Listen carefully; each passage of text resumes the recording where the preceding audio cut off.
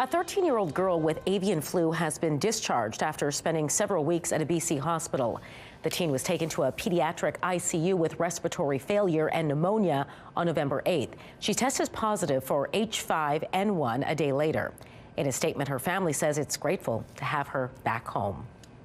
Researchers in Waterloo are attempting to use genetically modified bacteria to break down harmful microplastics in wastewater. And as CTV's Ashley Bacon learns, the goal is to destroy the plastics before they have a chance to pollute the environment. Researchers at the University of Waterloo are on a mission. Without sort of any interventions like PET plastics would likely last over 100 years. They're trying to develop a genetically modified bacteria that can break down microplastics found in household wastewater. We took a bunch of different parts, different genetic parts you can call them, and we assemble them together. And then essentially put that sort of complete set of instructions into our lab strain of bacteria. So these are just like our friendly lab bacteria.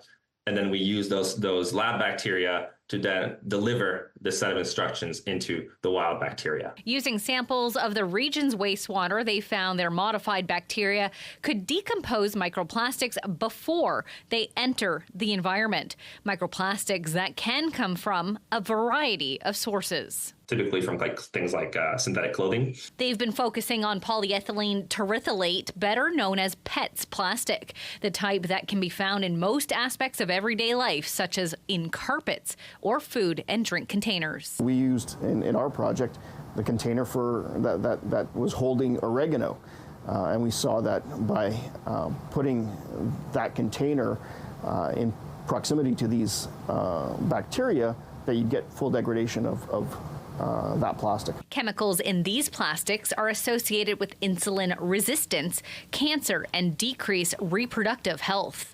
That end up in organisms that get eaten up by fish, that get eaten up by us, that we drink through our water. And so to eliminate any of those health effects, we want to get rid of those microplastics. Researchers are still assessing the risks of using this modified bacteria in the natural environment before they can take their work beyond the walls of the lab. Ashley Bacon, CTV News, Kitchener. Protein powders are popular with many who are health conscious, but a new report finds many of them could actually contain high levels of toxins. The investigation by a U.S.-based nonprofit found concerning levels of lead and cadmium in them. Cadmium is a carcinogen, and lead is toxic to people who consume it. Organic, plant-based, and chocolate flavor protein powders are said to have the highest amounts of toxins. Medical Watch is brought to you by Manukin Koster Denture Clinic.